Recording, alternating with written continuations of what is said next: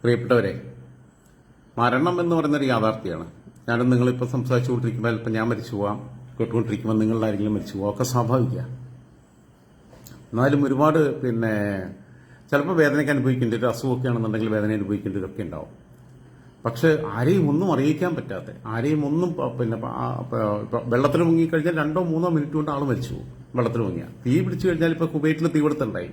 തീ പിടിച്ചു കഴിഞ്ഞാലും ഇതേപോലെ തന്നെയാണ്. പെട്ടെന്ന് വലിയ തീപിടുത്താണെങ്കിൽ, ചെറിയ തീപിടുത്തൊക്കെ ആണെന്നുണ്ടെങ്കിൽ പൊള്ളലേറ്റ് മണിക്കൂറുകളോളം കഴിഞ്ഞിട്ടൊക്കെ മരിക്കുള്ളൂ. 90% പൊള്ളലേറ്റാൻ. വെള്ളത്തിൽ വീണാൻ പറഞ്ഞല്ലോ, മുങ്ങിക്കഴിഞ്ഞു കഴിഞ്ഞാൽ ഒരു 5 മിനിറ്റ് മാക്സിമം ആ വേദന നമ്മൾ അനുഭവിച്ചാൽ മതി. പക്ഷെ നമ്മൾ അനുഭവിക്കുന്ന മനോവേദന, ആ സമയത്ത് നമ്മളെ മരണപ്പെടച്ചില്ല, നമ്മൾ ചിന്തിക്കാനൊന്നും കഴിയില്ല, എങ്ങനെയെങ്കിലും രക്ഷപ്പെട്ടെന്നുള്ളതായിരിക്കും. അതിനിടയിൽ നമ്മൾ തീർന്നു പോകും. അർജുൻ്റെ അമ്മേൻ്റെ ഒരു വീഡിയോ ഞാൻ നിങ്ങളെ കേൾപ്പിക്കാം. ഇങ്ങനെ ഇതെല്ലാം കൂടെ കൂട്ടിപ്പിടിച്ച് ഇന്ത്യ അങ്ങനെ വലിയ മഹാരാജ് എന്ന് പറഞ്ഞ് നിൽക്കുന്നത് എനിക്ക് സഹിക്കാൻ പറ്റൂല. പിന്നെ അതിന്റെ ഉള്ളിലുള്ള എന്റെ മോനാണ്. ഞങ്ങളെ കമ്മ്യൂണിക്കേഷൻ എങ്ങനെയാ നിങ്ങൾക്ക് ആർക്കും മനസ്സിലാവില്ല. അമ്മയും ഭാര്യയും മോനും ഫ്രണ്ട്സാണ്. ഇങ്ങനത്തെ ഒരു കുടുംബങ്ങൾ വേറെ എവിടെയും കണ്ടിട്ടുണ്ടാവില്ല. മനസ്സുകൊണ്ട് സംസാരിക്കുന്നവരാ ഞങ്ങള്. ഒരാളെ മനസ്സിലെ ചിന്തകൾ ഞങ്ങൾ 3 ആളിലും ഒരുപോലെ പോകും. 3 മണിക്ക് തലേന്ന് രാത്രി എന്തെങ്കിലും കാരണത്താൽ ഓൻ വിളിക്കാൻ പറ്റിയില്ലേ, രാവിലെ 3 മണിക്ക് ഞാൻ എണീക്കുന്ന സമയത്ത് മോന്റെ മെസ്സേജ് എന്റെ ഫോണിലുണ്ടാവും. എന്റെ ഫോൺ എടുത്തു ഞങ്ങൾ കാണാം. ഈ വൈകാരികമായ സമ്മർദ്ദം എന്റെ മോനെ അവിടുന്ന് ഓരോ ആക്സിഡന്റിൽ എന്നെ സംഭവിച്ചു പറഞ്ഞാൽ ഞാനത് ഉൾക്കൊള്ളും.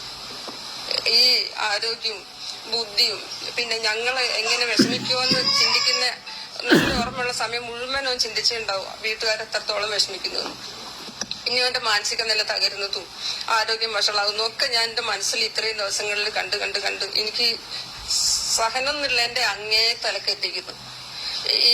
പിന്നെ ഒരു കാര്യം കൂടെ പറയാണ്ട്, ഇത് കാഴ്ചക്കാർ കുറച്ച് കോമാളികള് നെഗറ്റീവ് കമന്റ് അടിച്ചിട്ടുണ്ട്. അവർക്ക് ആർക്കും അറിയില്ല ഈ നേരിട്ട് സഹിക്കുന്ന ആളുകളെ മനോവിഷമം.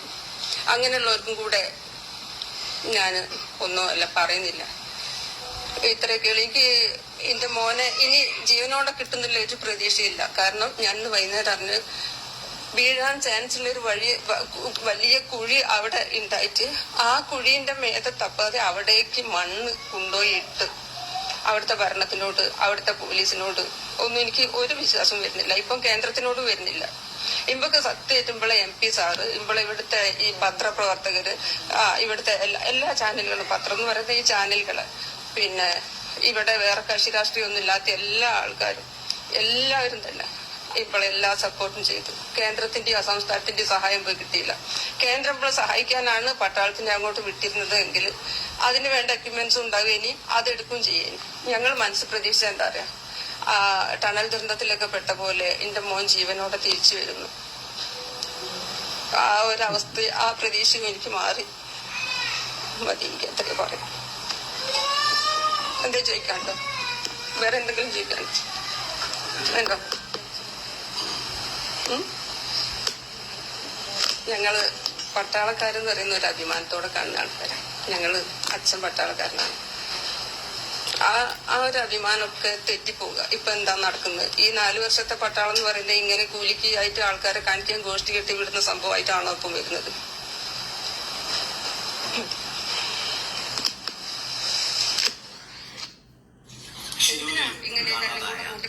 സുഹൃത്തുക്കളെ, ശ്രദ്ധിക്കേണ്ട കാര്യമുണ്ട്. ആ അമ്മ മകൻ ഇനി ജീവനോടെ വരുമെന്ന പ്രതീക്ഷയില്ല എന്ന് പറയുന്ന സമയം, അത് മാത്രമല്ല ആ അമ്മ പത്രക്കാരോട് ചോദിക്കുക, ഇനി നിങ്ങൾക്ക് എന്തെങ്കിലും ചോദിക്കാനുണ്ടോ എന്ന് ചോദിക്കുന്നത്. കാരണം ഇവന്മാർ കോലും കൊണ്ട് രാവിലെ പോവുകയാണല്ലോ വീട്ടിലേക്ക്. ഞാൻ പറഞ്ഞു കഴിഞ്ഞ ദിവസം ഒരു ചാനലുകാരൻ ചെല്ലു കഴിയുമ്പോൾ പിന്നെ അടുത്ത ചാനലുകാരൻ വരും. അപ്പോൾ അവർക്ക് പറയാനുള്ളത് ഇനി നിങ്ങൾക്ക് എന്തെങ്കിലും ചോദിക്കാനുണ്ടോ എന്ന് ചോദിക്കുന്നത്. ഒരുത്തരും ഒന്നും ചോദിക്കാനില്ല. പിന്നെ ചോദിക്കാനില്ലാത്ത ഈ നാടുകൾ എന്തിനാ പിന്നെ അങ്ങോട്ട് പോണേ? ഈ അമ്മേന്റെ അച്ഛനെയും ഈ ഭാര്യയും ഈ കുഞ്ഞിനെയൊക്കെ ബുദ്ധിമുട്ടിക്കാൻ വേണ്ടിയിട്ട്. ഞാൻ കുറെ ലൈവ് കണ്ടു. ഇന്നലെ പരുണ പട്ടിയുടെ കാര്യമൊക്കെ കാണിച്ചതൊക്കെ ഇവരെല്ലാം എന്റർടൈൻമെന്റ് പ്രോഗ്രാം പോലെ അവതരിപ്പിക്കുന്നത്.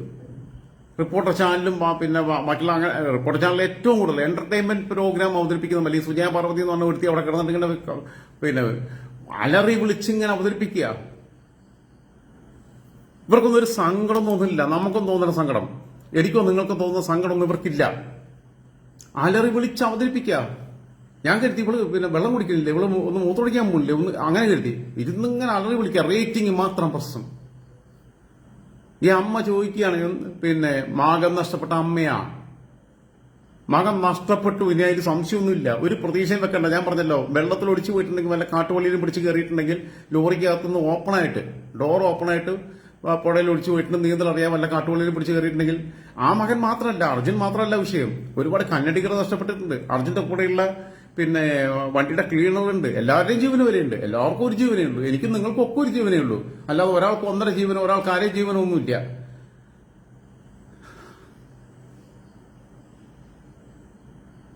ഇതൊക്കെ കാണുമ്പോണ്ടല്ലോ, ഇതൊക്കെ കാണുമ്പോൾ വെച്ചാൽ ഈ പിന്നെ ഒരൊറ്റ ഭൂമി ഉൽക്കത്തിൽ ഈ നാട് മുഴുവൻ നശിച്ചു പോയിട്ട് ആദ്യം പാർലമെന്റ്, ഞാൻ പണ്ട് പറയായിരുന്നു, പണ്ട് ആ പാർലമെന്റിൽ അക്രമം ഉണ്ടായില്ല പാകിസ്ഥാനി തീവ്രവാദികളുടെ. അത് ഉണ്ടായ സമയത്ത് ഞാൻ കരുതിയിരുന്നു. കാരണം സത്യം പറഞ്ഞു കഴിഞ്ഞാൽ ആ തീവ്രവാദികൾ ഉള്ളിൽ കയറേണ്ടിയിരുന്നു. അല്ല, നേരത്തെ എല്ലാത്തിനും കൊല്ലണം. അത് CPM ആവട്ടെ, BJP ആവട്ടെ, കോൺഗ്രസ് ആവട്ടെ, പിന്നെ മറ്റേ TDP ആവട്ടെ, DMK ആവട്ടെ, AIDMK ആവട്ടെ, ഏത് പാർട്ടി ആവട്ടെ, മമതാ ബാനർജിയുടെ പാർട്ടി ആവട്ടെ, എല്ലാവരെയും. അതേമാതിരി കേരള നിയമസഭയുടെ പിന്നെ മേലൊരു ബോംബ് വീഴണം. എല്ലാ സംസ്ഥാന നിയമസഭയുടെ മേലൊരു ബോംബ് വീഴണം. അതുകൊണ്ട് ഈ എല്ലാ നായ്ക്കളും കൂടി ഒരുമിച്ച് കത്തുപോകണം. പാർട്ടിയൊന്നുമില്ല അതിൽ, ഒരു പാർട്ടിയില്ല. കൊള്ളാത്തവന്മാര് അവരുടെയൊക്കെ കുടുംബത്തിന് ഇങ്ങനത്തെ അനുഭവം വരുമ്പോൾ അവർക്ക് മനസ്സിലാവുള്ളൂ. ഇവർക്ക് അറിയാലോ, രക്ഷാദൗത്യം നടത്താനൊക്കെ ഇവർക്ക് അറിയാലോ. ഇവരുടെയൊക്കെ വേണ്ടപ്പെട്ടവർക്ക് വരുമ്പോ ഈ നിങ്ങൾ ആലോചിക്കേണ്ട കാര്യം, മരണം എല്ലാവർക്കും വരും, മരണം എല്ലാവർക്കും വരും. പക്ഷെ നമ്മളൊക്കെ ഈ പിന്നെ സത്യം പറഞ്ഞാൽ നമ്മൾ ആലോചിക്കേണ്ട കാര്യമുണ്ട്. അത് പെട്ടെന്ന് ഇപ്പൊ ഇവൻ ലോറിക്ക് പുറത്താണെങ്കിൽ എന്റെ അഭിപ്രായത്തിൽ നന്നായി. അർജുൻ ലോറിക്ക് പുറത്തായിരുന്നെങ്കിൽ നന്നായി. കാരണം എന്ന് വെച്ചാൽ ഈ മറ്റ് കന്നഡികരും മറ്റുള്ള മനുഷ്യരും ഒക്കെ മരിച്ച പോലെ തന്നെ വന്ന് കല്ലും മണ്ണും ഒക്കെ കൂടെ വീണിട്ട് 2-3 മിനിറ്റ് കൊടുത്ത് സംഭവം തീർന്നു. ഒരു കുഴപ്പമില്ല. ആ 2-3 മിനിറ്റ് നേരത്തെ വേദന അനുഭവിക്കേണ്ടുള്ളൂ. അല്ലെങ്കിൽ നമ്മൾ സ്വാഭാവികമായിട്ട് മരിച്ചാലും ആ വേദനയ്ക്ക് അനുഭവിക്കേണ്ടി വരും. ഈ ലോറിക്കകത്ത് കുടുങ്ങിയെങ്കിൽ, ലോറിക്കകത്ത് വെച്ചിട്ടാണെങ്കിൽ എത്ര മണിക്കൂറുകളോളം ബോധം പോലെ ഇരുന്ന് ചിന്തിക്കില്ലേ? ചിന്തിക്കുന്നത് അവനവനെ കുറിച്ചല്ല. എന്റെ അച്ഛനെ സഹിക്കും, എന്റെ കുഞ്ഞിന്റെ അവസ്ഥ എന്താവും, എന്റെ ഭാര്യയുടെ അവസ്ഥ എന്താവും എന്നുള്ളത് ചിന്തിക്കില്ലേ?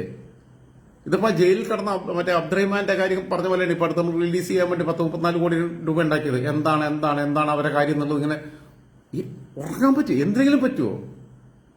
ചുറ്റും നോക്കിക്കഴിഞ്ഞാൽ ഇരുട്ട് മാത്രം. കാരണം മണ്ണല്ലേ, ഇരുട്ട് മാത്രം. നമ്മൾ എവിടെ എത്തിയെന്നുള്ളത് നമുക്കറിയില്ല. ആ ഒരു ഭീതിതമായ അവസ്ഥ നിങ്ങളൊന്ന് ആലോചിച്ച് നോക്കൂ. ആടുജീവിതത്തിലെ നജീബിനേക്കാൾ വലിയ, ആടുജീവിതത്തിലെ നജീബിന് കണ്ണ് കാണാൻ പറ്റും, ആടിനെ കാണാൻ പറ്റും, പ്രപഞ്ചം കാണാൻ പറ്റും, വെള്ളം കുടിക്കാൻ പിന്നെ കിട്ടും. ബാക്കിയുള്ള പ്രാഥമിക കൃത്യങ്ങൾക്ക് പറ്റാത്ത ആടുജീവിതത്തിലെ നജീബിനേക്കാൾ വലിയ അവസ്ഥയിലൂടെയാണ് കടന്നു പോകുന്നത് മനുഷ്യൻ. നിങ്ങൾ ഇമാജിൻ ചെയ്യണം ഈ സാധനം. മനുഷ്യൻ കടന്നു പോകുന്നൊരവസ്ഥ. ഒരു ഒറ്റപ്പെട്ട തുരുത്തിലങ്ങൾ പെട്ടുപോയി കഴിഞ്ഞാൽ പോലും നമുക്ക് പിന്നെ നമുക്ക് ലോകത്തെ കാണാൻ പറ്റും. നമുക്ക് വേണമെങ്കിൽ പ്രതീക്ഷയോടുകൂടി നിൽക്കാം. നമുക്ക് എന്തെങ്കിലും വെള്ളം കിട്ടുക, എന്തെങ്കിലും കാര്യങ്ങളൊക്കെ ചെയ്യാം, ഇങ്ങനെയൊക്കെ ചെയ്യാം. ഇതങ്ങനെയല്ല. ഇതൊന്നും കാണാൻ പറ്റുന്നില്ല. ഇരുട്ടിന്റെ ഉള്ളിലാ, മണ്ണിനകത്താ, കുറ്റാകുറ്റിരുട്ട. എന്താ സംഭവിച്ചെന്ന് അറിയുന്നില്ല. ആക്ച്വലി എന്താ സംഭവിച്ചെന്നുള്ള അറിയുന്നില്ല. ഓരോ നിമിഷം കഴിയുമ്പോൾ ശ്വാസം കുറഞ്ഞുകൊണ്ടിരിക്കുക, ഓക്സിജൻ ലെവൽ കുറയുക, വെള്ളം കുടിക്കാനുള്ള വെള്ളം എവിടെ വെച്ചെന്നുള്ളത് പോലും ചിലപ്പോൾ നോക്കാൻ പറ്റില്ല. അതുമല്ല, ഈ മണ്ണൊക്കെ വന്നപ്പോ പിന്നെ ലോറി കാരണം കുത്തിയൊക്കെ മറിഞ്ഞിട്ടുണ്ടാവും. അതിനെ പറ്റിയിട്ടുള്ള പരിക്കുണ്ട്. അപ്പൊ ലോറിയിൽ ഏത് പൊസിഷനിലാണ് ഞാൻ കിടക്കുന്നതെന്നുള്ളത് കൂടി അറിയില്ല.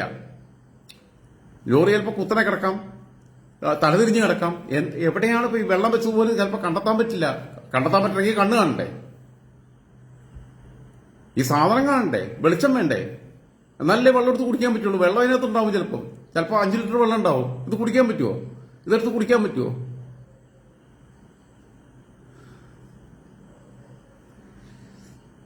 ദൈവത്തോട് ദേഷ്യം തോന്നിപ്പോവുക, ഈ സമൂഹത്തോട് ദേഷ്യം തോന്നിപ്പോവുക. കർണാടക സർക്കാരിനോട് പ്രത്യേകിച്ചും. കാരണം വെച്ചാൽ ആർമിയുടെയൊക്കെ സഹായം അവര് 3-4 ദിവസം മുമ്പേ ചോദിക്കേണ്ടതാ. ഇല്ലെങ്കിൽ കേരള സർക്കാരിനോട് ഫേവർ ചെയ്യാൻ പറയേണ്ടതാ, ഹെൽപ്പ് ചെയ്യാൻ പറയേണ്ടതാ. സമീപ സംസ്ഥാനങ്ങളോട് മുഴുവൻ, തമിഴ്നാടിനോടും കേരളയോടും എല്ലാ റെസ്ക്യൂ ടീമിനെയും എക്സ്പെർട്ട് ആയിട്ടുള്ള എല്ലാ ആൾക്കാരെയും കൊണ്ട് വിടാൻ പറയണം. ഇവിടുന്ന് റെസ്ക്യൂ ടീം ഏറ്റവും എക്സ്പെർട്ട് ആയിട്ടുള്ള ആൾക്കാർ പോയപ്പോൾ അവരെ തടഞ്ഞു. DK ശിവകുമാർ എന്ന് പറയുന്ന ഒരു പരമ വൃത്തികെട്ടവൻ, അവനെ കൊണ്ട് നടക്കുക. എന്നിട്ട് പരമ വൃത്തികെട്ടവൻ, ഒരു ഉത്തരവാദിത്വം ഇല്ലാത്തവൻ. അവനാണ് ഇതെല്ലാം ബ്ലോക്ക് ചെയ്തിട്ട് പിന്നെ അല്ല വേണ്ട കാര്യങ്ങൾ ചെയ്യണ്ടേ, അവന് കോർഡിനേറ്റ് ചെയ്യണ്ടേ. അവൻ വലിയ കുണാണ്ടറാണല്ലോ. ഈ അമ്മ ഇപ്പൊ പറഞ്ഞ എന്തും മനോഹരമാണ്. നിങ്ങൾക്ക് ഇനി എന്ത് ചോദിക്കാനുണ്ടോ? ശരി, കാരണം എല്ലാം കഴിഞ്ഞു. The old man and sea എന്ന് പറയുന്ന പിന്നെ ആരുടെ പുസ്തകമായിരുന്നു എനിക്ക് ഓർമ്മയില്ല. സാന്റിയാഗോ എന്ന് പറയുന്ന കഥാപാത്രമുണ്ട്. അദ്ദേഹം ഒരു പിന്നെ ഒരു സ്വപ്ന തുല്യമായിട്ടുള്ള മത്സ്യത്തെ കിട്ടിയിട്ട് പിന്നെ കൊടന്ന് കടലിൽ നിന്ന് മീൻ പിടിക്കാൻ പറ്റുന്ന മുക്കുവനാണ്. അങ്ങോട്ട് തിരിച്ചു കൊണ്ടിരുമ്പോൾ കിടലും കടലും അല്ല കിഴവനും കടലും എന്ന് പറയുന്ന ആണ് അതിന്റെ ട്രാൻസ്ലേഷൻ. ഞാൻ ഫുള്ളായിട്ട് വായിച്ചിട്ടില്ല. എനിക്ക് ഡോക്ടർ ആസാദ് അതിന്റെ കണ്ടന്റ് പറഞ്ഞു തന്നാ. ഇതെല്ലാം കൊണ്ടുവന്ന് കഴിയുമ്പോൾ ഇവിടെ കഴിയുമ്പോൾ ഈ സാധനം മിസ്ഡാണ് അങ്ങനെ എന്താണ് തോന്നുന്നത്. ഇയാൾ കടത്തിട്ട് വന്നിട്ട് കിടന്നുറങ്ങി. ഒന്നും അറിയാതെ കിടന്നുറങ്ങി. കാരണം ഏറ്റവും പ്രിയപ്പെട്ട ഒന്ന് നഷ്ടപ്പെട്ടു എന്നറിയുമ്പോൾ ഉണ്ടാവുന്നറിയോ? ഇനിയിപ്പോൾ ഒന്നും നോക്കാനില്ല. ആ അമ്മയുടെ ആത്മധൈര്യത്തിന്റെ കാരണം എന്നറിയോ? എന്റെ മോൻ പോയി എന്നുള്ള ചിന്തയിലാണ്. അതിനിടയിൽ കൂടി പറയുന്ന പിന്നെ മലയാളികൾക്ക് പിന്നെ മനസ്സിലാക്കേണ്ടുന്ന ഏറ്റവും വലിയ മഹത്തായ സന്ദേശമുണ്ട്, അതിമഹത്തായ സന്ദേശം. ഞാനും എന്റെ മോനും എന്റെ മരുമകളും ഞങ്ങൾ കൂട്ടുകാരെ പോലെയായിരുന്നു. ഞങ്ങൾ ചിന്തിക്കുന്ന ഒരേപോലെയായിരുന്നു. ഞങ്ങളെ ഉച്ചയ്ക്ക് വിളിക്കാൻ പറ്റിയില്ലെങ്കിൽ വെളുപ്പിനെ 3 മണിക്ക് ഞാൻ എണീക്കും. ആ എണീക്കുന്ന സമയത്തേക്ക് അവന്റെ മെസ്സേജ് ഉണ്ടാവും എന്നുള്ളത്. ആ ചെറുപ്പക്കാരനെ ഇവർ കൊന്നു കളഞ്ഞതാ. ഇത് കൊലപാതക, ഇത് പ്രകൃതി ദുരന്തമല്ല. തിരിഞ്ഞു നോക്കിയില്ല ആദ്യത്തെ 3-4 ദിവസം. അത് കഴിയുമ്പോൾ പിന്നെ ഇവർക്ക് മിലിറ്ററിയെ വിളിക്കാം, അത് കഴിയുമ്പോൾ പിന്നെ ഇവർക്ക് മലയാളികളെ അനുവദിക്കാം. കർണാടക സർക്കാർ കൊന്നു കളഞ്ഞതാ. മനുഷ്യ ജീവനാണേ. അതുമല്ല അവർ ചോദിച്ചെന്താ ഈ ഡ്രൈവറോട് എന്താ VIP വല്ലാണോ എന്നുള്ളത്. കാരണം എന്ന് വെച്ചാൽ ഈ ചാനലുകളും ബാക്കിയുള്ളവരൊക്കെ വരുന്നു. ഈ ചാനലുകളെ എനിക്ക് കുറ്റം പറയാനുണ്ട്. അവിടെ കിടന്നിട്ട് കൊടുക്കുന്ന പിന്നെ ഇപ്പൊ റിപ്പോർട്ടറിൽ ആരിനൊക്കെ കൊടുക്കുന്ന ലൈവ് എന്നൊക്കെ പറഞ്ഞു കഴിഞ്ഞാൽ എന്താണെന്നറിയോ? എന്റർടൈൻമെന്റ് പ്രോഗ്രാമാ. അവർക്ക് വീച്ചുണ്ടാക്കാൻ വേണ്ടിട്ട് എന്റർടൈൻമെന്റ് പ്രോഗ്രാം. മനസാക്ഷിയുള്ള മനുഷ്യൻ അവിടെ നിന്നിട്ട് 14 മണിക്കൂർ ഇങ്ങനെ പിന്നെ നല്ല സാഹിത്യത്തിൽ സംസാരിക്കാൻ കഴിയില്ല സുഹൃത്തെ, കഴിയില്ല. എനിക്ക് കഴിയില്ല, നിങ്ങൾക്ക് കഴിയോ?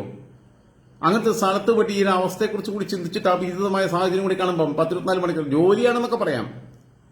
സ്വന്തം നാക്കും സ്വന്തം തലയും സ്വന്തം പിന്നെ ചിന്തയും ഒക്കെ വിറ്റ ഈ മാതിരി നാറികൾ അവിടെ പോയിട്ട് കാണിക്കുന്ന മുഴുവൻ എന്റർടൈൻമെന്റ് പ്രോഗ്രാം. എന്നിട്ട് അവരിടയ്ക്ക് പറയുന്നുണ്ട് നമ്മളെ ടീമാണ് ഇവിടെ ഏറ്റവും കൂടുതൽ, നമുക്ക് 4 ക്യാമറ ഉണ്ട്. ഇവന്റെ അമ്മമാരെ 4 ക്യാമറയും കൊണ്ട് എന്ത് കോപ്പി ചെയ്യാനാണെന്ന് പറയണേ? ഇവന്റെ അമ്മമാരെ 4 ക്യാമറയും കൊണ്ട് അവിടെ പോയിട്ട് ഈ പയ്യനെ തിരിച്ചു പിടിക്കാൻ പറ്റുമോ? ഞങ്ങൾ 4 ക്യാമറയുണ്ട്. വേറെ ചാനൽ പറയണോ വേറെ ഉണ്ട്. മറ്റേ 4 ക്യാമറയും കൊണ്ട് അവിടെ പോയിട്ട് റെസ്ക്യൂ പ്രവർത്തനം നടത്താൻ പറ്റുമോ? പോയിട്ട് റേറ്റിംഗ് ഉണ്ടാക്കാന്നല്ലാതെ ടീപ്പ റേറ്റിംഗിനെ കുറിച്ച് മാത്രം ആലോചിക്കുക. മാനസാക്ഷി വേണം, മാനസാക്ഷി. ഞാൻ മനസ്സിലാക്കിയിടത്തോളം വെച്ച് ഞാൻ പലരെയും വിളിച്ചപ്പം ചില സുഹൃത്തുക്കൾ ഇങ്ങനെ മെസ്സേജ് അയച്ചു. ഞാൻ ചില പോസ്റ്റുകളൊക്കെ ഇട്ടപ്പോൾ എന്നോട് പറഞ്ഞു പോസ്റ്റ് കണ്ടു, പക്ഷെ നോക്കാൻ തോന്നുന്നില്ല, ഞങ്ങൾ ഇതിന്റെ ലൈവുകൾ നോക്കിക്കൊണ്ടിരിക്കുക. ഇതിന്റെ ലൈവ് മാത്രമല്ല, ഈ ഒരു പിന്നെ ദീപാബി റോയ് കവളപ്പാറയിൽ ഇപ്പോഴും കുറെ മനുഷ്യർ മണ്ണിനടിയിലുണ്ട്. ഉണ്ട് ഇല്ല എന്ന് ഞാൻ പറയുന്നില്ല. പക്ഷെ അതിപ്പോഴും തിരിച്ചെടുക്കാൻ പറ്റിയിട്ടില്ല. ഇപ്പൊ ഇവിടെ പിന്നെ ചില CPM-കാരുടെ പിന്നെ പ്രൊഫൈലിൽ നിന്നൊക്കെ ഞാൻ കണ്ടു, റെഡ് ആർമി മറ്റേന്നൊക്കെ പറഞ്ഞെന്നുള്ളത് ഞാൻ കുറെ കണ്ടു. ദീപയോട് ഞാൻ യോജിക്കുന്നു. കുറെ മനുഷ്യർ ഇപ്പോഴും പിന്നെ മണ്ണിനടിയിലുണ്ട്. പക്ഷെ കർണാടക സർക്കാർ ചെയ്യാൻ പറ്റുന്നാലും ചെയ്യുന്നുണ്ട്. എന്നാ ചെയ്യാൻ തുടങ്ങിയേ? ദേ വർ ടു ലേറ്റ്. ഇവിടെ കേരള സർക്കാരല്ലേ നാട്ടുകാർക്ക് ചെയ്യാനുള്ള അവസരം ഉണ്ടാക്കി കൊടുത്തുന്നേ. കവളപ്പാറയെപ്പറ്റി ചെയ്യാൻ പറ്റുന്ന മുഴുവൻ from the first day it has been done. നാട്ടുകാർ അവിടെ വന്നിട്ട് പിന്നെ പണിയെടുക്കായിരുന്നു. അതുമല്ല ഫോട്ടോഷൂട്ടിന് വന്ന അവന്മാരെ എല്ലാം അടിച്ചു കൊടുക്കുകയും ചെയ്തു. ഒറ്റ ഒരുത്തരോട് അടുപ്പിച്ചിട്ടില്ല. ഞാൻ അവിടെ ഉണ്ടായിരുന്നല്ലോ. അതും ഈ പിന്നെ അപകടം ഉണ്ടായത്, കവളപ്പാറ ദുരന്തം ഉണ്ടായത് പാതിരാത്രിയില്ല. രാവിലെ നേരം വെളുക്കുമ്പോഴാണ് നാട്ടുകാർ അറിയത്. എന്തോ ഒച്ച കിട്ടു. രാവിലെ നേരം വെളുക്കുമ്പോഴേ ഇപ്പോഴത്തെ പഞ്ചായത്ത് മെമ്പറായിട്ടുള്ള ദിലീപിന്റെ ജ്യേഷ്ഠൻ ദിനീഷോ അങ്ങനെ എന്തോ ആണ് അവന്റെ പേര്. സ്വതന്ത്രനായിട്ട് കഴിഞ്ഞ മത്സരിച്ച് ജയിച്ചത്. രാവിലെ എണീക്കുമ്പോഴാണ് മുമ്പിൽ താമസിച്ചിരുന്ന 10-40 വീടുകളുടെ മുമ്പിൽ വലിയ പിന്നെ മണ്ണുകൂമ്പാരം കിടക്കുന്നത് കാണുന്നത്. ഇത് അതേപോലെയാണോ? ഇത് വിത്തിൻ സെക്കൻഡ്സ് പുറലോക്കറിഞ്ഞ പകല് കിടന്ന പട്ടാപ്പകല് കിടന്ന രാവിലെ 8:30 നടന്ന കവളപ്പാറ ദുരന്തം പാതിരാത്രിക്ക് നടന്ന ഒരു തോട് വഴിമാറി ഒഴുകി. എനിക്കറിയാം, എനിക്ക് പരിചയമുള്ള പിന്നെ എനിക്ക് അടുത്ത ബന്ധമുള്ള ആത്മബന്ധമുള്ള ഒരുപാട് കുടുംബങ്ങൾ പോയിട്ടുണ്ട് അതിനകത്ത്. അതെനിക്കറിയാവുന്ന വ്യക്തിപരമായിട്ട് ബീനാബി റോയിക്ക് ഞാൻ നിങ്ങളെ റെസ്പെക്ട് ചെയ്യുന്നു. പക്ഷെ ഞാൻ പറഞ്ഞ എനിക്ക് വ്യക്തിപരമായിട്ട് പേഴ്സണലി അത്രയും ബന്ധമുള്ള സ്ഥലമാണ്, അത്രയും ബന്ധമുള്ള കുടുംബങ്ങൾ അതിനകത്ത് നശിച്ചു പോയിട്ടുണ്ട്. പക്ഷെ അതിന്റെ സിറ്റുവേഷൻ വേറെയായിരുന്നു. ഇവിടെ അവിടെ സംസ്ഥാന സർക്കാർ ഒന്നുമല്ല ചെയ്തത്, നാട്ടുകാർ കയറിയിട്ടും ചെയ്തു. ഇവിടെന്ന ജനങ്ങളെ ഇറപ്പെടുത്തു. കാരണം അടുത്ത് വീണ്ടും മണ്ണിടിയെന്ന് കണ്ടാലും അതിന് പിന്നെ ജീവൻ പണയം വെച്ച് പണിയെടുക്കാൻ തയ്യാറായിട്ടുള്ള ആൾക്കാരോട് ചെന്നു. പിന്നെ അത് കഴിഞ്ഞിട്ട് കുറെ ദിവസങ്ങളിലൊക്കെ അവിടെ ഇതെല്ലാം പിന്നെ കഴിഞ്ഞ് ഈ 11 കോടി പിന്നെ തിരിച്ചെടുക്കാൻ കഴിഞ്ഞിട്ടില്ല. പിന്നെ അത് കഴിഞ്ഞിട്ട് 11 കോടിയിൽ എനിക്ക് പ്രിയപ്പെട്ട 2 പേരുണ്ട്, ഒക്കെ ഉണ്ട്, പ്രിയപ്പെട്ട കുടുംബങ്ങളിൽപ്പെട്ടവര് മൂന്നാമത്. പക്ഷെ പിന്നെ ഞാൻ പറയുന്നത് ഇതങ്ങനെയല്ല. ഇത് റെസ്ക്യൂ വർക്ക് ഓപ്പറേറ്റ് ചെയ്തില്ല കൃത്യ ടൈമില്. അവിടെ അന്ന് NDRFനെയൊക്കെ കേന്ദ്രവുമായിട്ട് ബന്ധപ്പെട്ട് NDRFനെ വരുത്തുന്നു, ബാക്കിയുള്ള കാര്യങ്ങൾ ചെയ്യുന്നു, പിന്നെ പാരാമിലിറ്ററി ആർമി വരുന്നു, എല്ലാ കാര്യങ്ങളും ചെയ്യുന്നു. ഇവിടെ അങ്ങനത്തെ ഒരു കാര്യം നടന്നിട്ടില്ല. കർണാടകയില് സംസ്ഥാനത്ത് നിന്ന് പോയിട്ടുള്ള ഈ രഞ്ജിത്തിനെയും ഈ പറയുന്ന ലോറി ഡ്രൈവറെയൊക്കെ പിടിച്ച് അടിക്കുക, തള്ളുക, ഇതാ കർണാടക സർക്കാർ ചെയ്തിട്ടുള്ളത്. ഏത് ദീപാബൈറോട് ഞാൻ വീണ്ടും sorry to say that I think you are belongs to Congress. That's why you are getting this much emotional and you wanted to reply me. I think നിങ്ങളുടെ ഒരു പിന്നെ സാധനം അതാണ്, ഞാൻ മനസ്സിലാക്കുന്നു. ഞാൻ നിങ്ങളെ പേഴ്സണലി അറ്റാക്ക് ചെയ്യല്ല. കർണാടകയെ പറഞ്ഞപ്പോൾ നിങ്ങൾക്ക് പൊള്ളി, DK ശിവകുമാറിനെ പറഞ്ഞപ്പോൾ നിങ്ങൾക്ക് പൊള്ളി. പൊള്ളിയുടെ കാരണം നിങ്ങളുടെ പൊളിറ്റിക്കൽ സ്റ്റാൻഡാ. രാഷ്ട്രീയം വിട്. ഏത് നാറിയോ, ഏത് നക്കിയാവട്ടെ, ഏത് പാർട്ടിക്കാരനാവട്ടെ, ഏത് നാറിയായാലും എനിക്ക് കുഴപ്പമില്ല. BJP ആയാലും കോൺഗ്രസ് ആയാലും ലീഗ് ആയാലും CPM ആയാലും എനിക്ക് പ്രശ്നമില്ല. ഒരു മനുഷ്യൻ ഒറ്റയ്ക്ക് ചാകുകയാണെങ്കിൽ കുഴപ്പമില്ലാന്നേ. ഈ അമ്മ പറയുന്നു എന്റെ മോനെ ആക്സിഡന്റിൽ മരിച്ചാൽ എനിക്ക് വിഷമമില്ലായിരുന്നു എന്ന് പറയണേ. നിങ്ങൾ ആലോചിച്ച് നോക്കൂ, ഒരാൾ ക്യാബിനുള്ളിൽ കുടുങ്ങിയിട്ടാണെന്നുണ്ടെങ്കിൽ അതല്ല അതിൽ നിന്ന് പിന്നെ ഈ ഗ്ലാസും എല്ലാം പൊട്ടിയിട്ട് ഇവൻ മണ്ണിനിടെ പെട്ടിട്ടുണ്ടെങ്കിൽ, അർജുൻ മണ്ണിനിടെ പെട്ടിട്ട് മരിച്ചാണെങ്കിൽ ഞാൻ കിട്ടുന്ന അങ്ങനെ ആയിരിക്കട്ടെ എന്നാണ് പ്രാർത്ഥിക്കുന്നത്. അല്ലെങ്കിൽ വെള്ളത്തിലൊടിച്ച് പോയിട്ട് പിന്നെ മുങ്ങി മരിച്ചതായി ആയിക്കോട്ടെ എന്നാണ് കിട്ടുന്നത്. പക്ഷെ ആ ക്യാബിന്റെ ഉള്ളിൽ നിന്നാണ് ആ ലോറി കിട്ടിയിട്ട് ആ ലോറിയുടെ ക്യാബിന്റെ ഉള്ളിൽ നിന്നാണ് പിന്നെ അർജുനൊക്കെ ബോഡി കിട്ടുന്നുണ്ടെങ്കിൽ നിങ്ങൾ ആലോചിച്ച് നോക്കൂ. എത്രയോ മണിക്കൂറുകളെടുക്കും ഒരു മനുഷ്യൻ മരിക്കാൻ, വെള്ളമില്ലെങ്കിൽ പോലും. ആ ഓരോ നിമിഷവും അനുഭവിക്കുന്ന ഒരു വേദന ആലോചിച്ച് നോക്കൂ. നമ്മൾ എത്ര കൊല്ലം കൊണ്ട് ചിന്തിക്കുന്ന ടെൻഷനേക്കാൾ കൂടുതൽ ടെൻഷനിലേക്ക് പോകും. ആലോചിച്ച് നോക്കുങ്ങള്. ഞാൻ പിന്നെ ദീപാബി റോയോടൊന്നും കുറ്റപ്പെടുത്തി പറയല്ല. നിങ്ങൾ ചിന്തിക്കേണ്ടത് ഇങ്ങനെയാണ്, മനുഷ്യന്റെ സങ്കീർണമായ അവസ്ഥ. ഞാനോ നിങ്ങളോ പെട്ടുപോയാൽ, നമ്മൾ തുരുത്തിൽ പെട്ട് കഴിഞ്ഞാൽ, ഇപ്പൊ ഞാൻ പറഞ്ഞല്ലോ നജീബിന്റെ ആടുജീവിതമൊക്കെ ആണെന്നുണ്ടെങ്കിൽ നമുക്ക് സഹിക്കാന്ന്. ഇപ്പൊ ഇതൊക്കെ വെച്ച് കമ്പയർ ചെയ്യുമ്പോൾ ഇപ്പോഴെങ്കിലും രക്ഷപ്പെടാന്നുള്ള പ്രതീക്ഷ ഉണ്ടാവും. വെള്ളം കിട്ടുമല്ലോ, ഒന്നല്ലെങ്കിൽ ഒരു നേരമെങ്കിലും ഭക്ഷണം കിട്ടുമല്ലോ, ശ്വാസം ഭരിക്കാലോ. ശ്വാസം ഭരിക്കാൻ പറ്റാത്ത അവസ്ഥ, ഒന്നും കാണാൻ പറ്റാത്ത അവസ്ഥ. സഹിക്കാൻ കഴിയുമോ നിങ്ങൾക്ക്? നിങ്ങൾ സ്വയം സങ്കല്പിക്കും നിങ്ങൾ അങ്ങനത്തെ സിറ്റുവേഷനിലെത്തിയത്. എന്നിട്ട് അവിടെ പോയിട്ട് ഇന്ത്യ പിന്നെ കേരള മീഡിയക്കാർ, ഈ അമ്മയ്ക്ക് അറിയില്ല അവിടെ പോയിട്ട് മീഡിയക്കാർ എന്താ കാണിക്കുന്നത്, മീഡിയക്കാർ സഹായിച്ചെന്നൊക്കെ ഇരുന്നത്. മീഡിയക്കാർ അവിടെ പോയിട്ട് പിന്നെ ഇവരെ റേറ്റിംഗ് ഉണ്ടാക്കാൻ വേണ്ടിയിട്ട് ഇവരവിടെ കിടന്നിട്ട് ഇപ്പൊ ഇതാണ് മാപ്പ്, ഇതാണ് ഇത്, ഇവരെ ഗ്രാഫിക്സ് എല്ലാം നടത്തിക്കൊണ്ടിരിക്കുക. എന്തിന്? മത്സരബുദ്ധി. ഒരു മനുഷ്യനവിടെ പോയിട്ട് 2 മണിക്കൂർ ഇങ്ങനെ കിടന്ന് പിന്നെ ഈ മൈക്കിൽ കൂടി ചരയ്ക്കാൻ പറ്റുമോ മനസാക്ഷിയുള്ള മനുഷ്യന് ചിന്തിച്ചു കഴിഞ്ഞാൽ? കാരണം ഇവർക്കൊന്നും അതില്ല, ഒരു കുന്തമില്ല. ഇവർക്ക് എന്താ വെച്ചാൽ അഥവാ ലോറി കണ്ടെത്തുകയാണെങ്കിൽ ആദ്യത്തെ സീൻ എനിക്ക് എടുക്കണം, അഥവാ ബോഡി കിട്ടുകയാണെങ്കിൽ ആദ്യത്തെ ഫോട്ടോ എനിക്ക് എടുക്കണം. ഇത് മാത്രമേ ഉള്ളൂ ചിന്ത. മലയാള മാധ്യമങ്ങളും എന്റെ വീടിനകത്ത് ഞാൻ ആദ്യമായിട്ട് പിന്നെ ഇങ്ങനെ തുപ്പുന്നത് വൃത്തികെട്ടവര്, നേറികെട്ടവര്, മനുഷ്യത്തില്ലാത്തവര്. കർണാടകക്കാരെ കുറ്റം പറയുന്നില്ല. കർണാടകയിൽ പാവപ്പെട്ട മനുഷ്യർ കുറെ ഉണ്ട്, കോടിക്കണക്കിന്. അവരെന്ത് ചെയ്യാനാ? അവരും അടിയിൽ പോയിട്ടുണ്ട് കുറെ. അവരെ ബോഡിയും കിട്ടിയിട്ടില്ല. മനസാക്ഷി എന്ന് പറയുന്ന സാധനം മനുഷ്യന് ആദ്യം വേണം. ഇവിടെ മാധ്യമങ്ങൾ ഏറ്റവും വലിയ വൃത്തികേട് കാണിക്കുന്നു. കർണാടക സർക്കാർ അതിനേക്കാൾ വലിയ തോന്നിയാസം കാണിച്ചു. കേരളത്തിൽ നിന്ന് പോയിട്ടുള്ള റെസ്ക്യൂ വർക്കേഴ്സിനെ വരെ അവിടെയോട്ട് പിന്നെ അവർക്ക് എൻട്രി ചെയ്യാനുള്ള അവസരം കൊടുത്തിട്ടില്ല. എൻട്രി ചെയ്യാനുള്ള അവസരം അവരെ തല്ലുക. എന്താ ഇവരിത്തന്നെ പോയത്? വീട്ടിലിരുന്ന് TV കണ്ടാൽ മതി ഇത്. അത് കാണാതെ നെഞ്ചു പൊട്ടിക്കൊണ്ട് പോയതാ. പിന്നെ കുറെ എണ്ണം പോകുന്നുണ്ട് ഇപ്പൊ കേരളത്തിൽ നിന്ന് തന്നെ. അത് പോകുന്നതെല്ലാം ടൂറിസ്റ്റാ. ഇവർക്ക് ഈ സ്ഥലം കാണണം, ഇവർക്കത് പിന്നെ ആ സ്ഥലത്തുനിന്ന് പിന്നെ ഇപ്പൊ ഞാൻ പോയാലും എനിക്ക് 4 വിഷുകളൊക്കെ എടുത്തിട്ട് എനിക്ക് ഇട്ട് കഴിഞ്ഞാൽ കുറച്ച് പിന്നെ റീച്ച് കിട്ടും. ഇതിന് പോകാൻ തോന്നുന്ന മനസ്സെങ്ങനെ ഉണ്ടാവണേ? കവളപ്പാറയിൽ അങ്ങനെ വന്നിരുന്നു.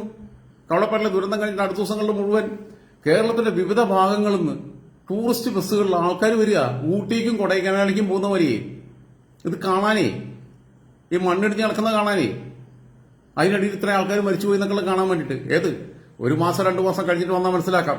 ഫ്രം ദ പിന്നെ സെക്കൻഡ് ഓർ തേർഡ് ഡേ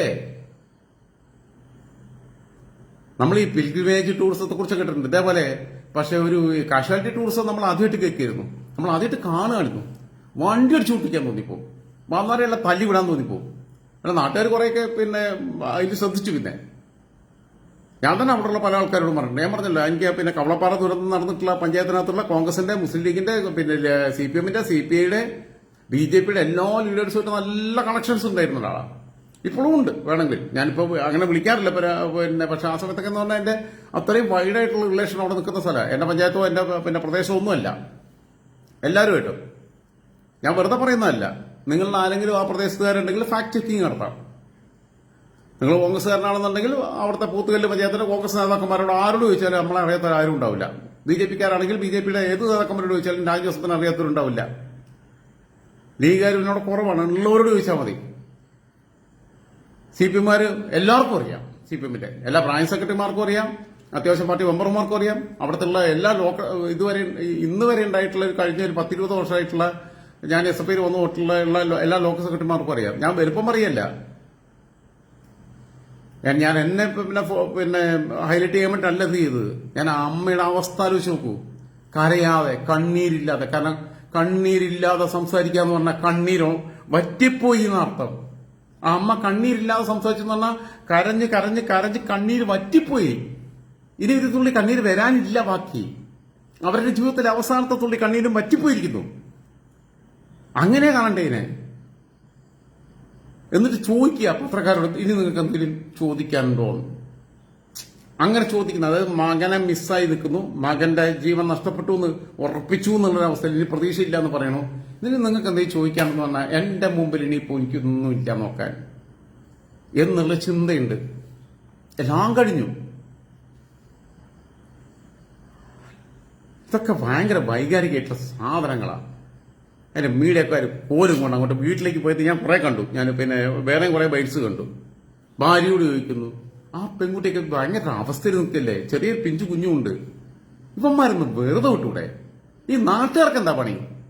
മീഡിയക്കാർ വന്നു കഴിഞ്ഞാൽ പിന്നെ ഇങ്ങോട്ട് കയറാൻ പറ്റില്ല എന്നുള്ളത് പറഞ്ഞ നാട്ടുകാരാണ് ഒരു സർവകക്ഷി സംഗമം, അതായത് സർവകക്ഷി പിന്നെ സഖ്യം ഉണ്ടാക്കണം. അല്ലാതെ CPM-മാർ പറഞ്ഞു കഴിഞ്ഞാൽ പറയും CPM-മാർ തടഞ്ഞുകൊണ്ട് കോൺഗ്രസ്സുകാർ പ്രശ്നം ഉണ്ടാക്കും, കോൺഗ്രസ്സുകാർ കടഞ്ഞാൽ കോൺഗ്രസ്സുകാർ തടഞ്ഞുകൊണ്ട് CPM-മാർ പ്രശ്നം ഉണ്ടാക്കും, BJP-ക്കാർ തടഞ്ഞു പറഞ്ഞാൽ കോൺഗ്രസും പിന്നെ CPM പ്രശ്നം ഉണ്ടാക്കും. അതൊന്നുമല്ല. BJP-യുടെയും കോൺഗ്രസിന്റെയും പിന്നെ ലീഗിന്റെയും പിന്നെ CPM-ന്റെയും CPI-യുടെ എല്ലാം പ്രാദേശിക നേതാക്കന്മാർ കൂടിയിട്ട് ഒരു മീഡിയക്കാരെ തൽക്കാലം ഈ നാട്ടിലേക്ക് അടുപ്പിക്കണ്ട എന്നാൽ തീരുമാനിക്കണം.